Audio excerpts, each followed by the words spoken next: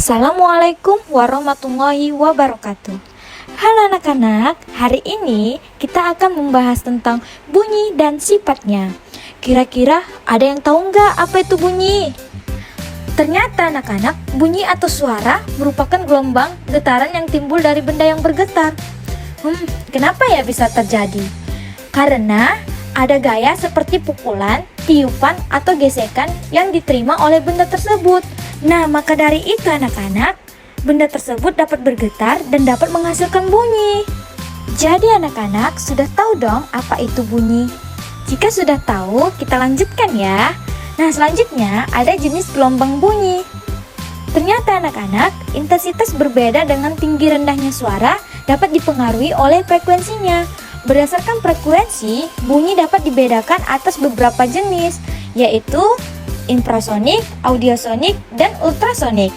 Yuk kita bahas yuk. Nah, yang pertama ada infrasonik nih anak-anak. Infrasonik adalah bunyi yang cenderung lemah. Jumlah getaran bunyi yang ada dalam energi infrasonik kurang dari 20 getaran per detik. Nah, ternyata anak-anak, kita tidak bisa mendengar jenis bunyi ini. Akan tetapi, hewan seperti jangkrik, anjing, angsa, dan gajah dapat mendengar jenis bunyi tersebut. Yang kedua, ada audiosonik. Audiosonik adalah bunyi yang dapat kita dengar dengan jumlah getaran berkisar antara 20 sampai 20 ribu getaran per detik.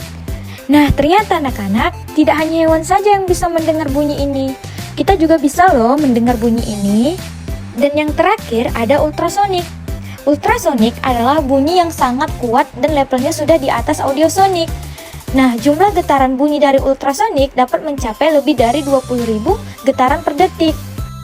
Nah, anak-anak, ternyata bunyi ultrasonik ini tidak dapat kita dengar. Tetapi, hewan kelelawar dan lumba-lumba bisa mendengar bunyi ini. Nah, anak-anak, selanjutnya ada sifat-sifat bunyi.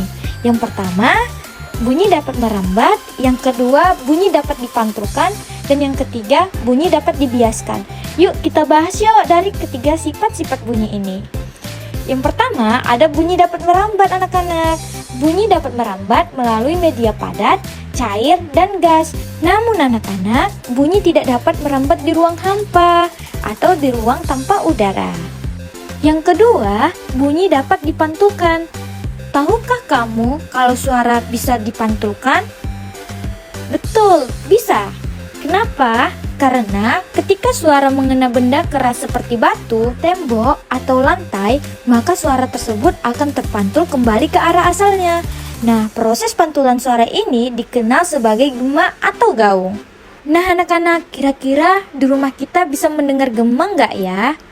Wah, betul sekali. Ternyata di rumah kita tidak bisa mendengar gema anak-anak karena adanya benda-benda lembut yang dapat menyerap suara seperti busa, bantal, karpet, dan kain. Selanjutnya anak-anak, ada yang ketiga sifat bunyi, yaitu dapat dibiaskan. Seperti fenomena petir yang akan terdengar lebih keras di malam hari daripada di siang hari. Nah, kira-kira kenapa ya? Hal ini terjadi karena suhu udara atas pada siang hari lebih dingin daripada suhu udara di bawah, sedangkan pada malam hari justru sebaliknya anak-anak. Selanjutnya, ada pemanfaatan bunyi.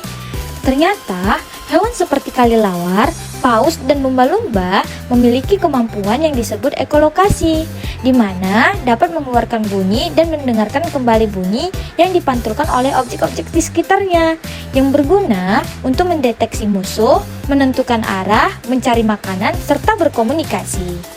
Selanjutnya, kemampuan ekolokasi juga dimanfaatkan oleh manusia untuk menciptakan berbagai macam teknologi. Contohnya adalah batimetri, yaitu alat pengukur kedalaman laut anak-anak. Ternyata, bunyi juga dapat dimanfaatkan bagi kesehatan, seperti USG. USG atau ultrasonografi adalah alat yang digunakan untuk mengamati perkembangan bayi yang di dalam rahim ini dengan memanfaatkan gelombang ultrasonik. Bunyi juga dapat dimanfaatkan sebagai hiburan anak-anak. Contohnya seperti kalian menonton YouTube dan mendengarkan musik.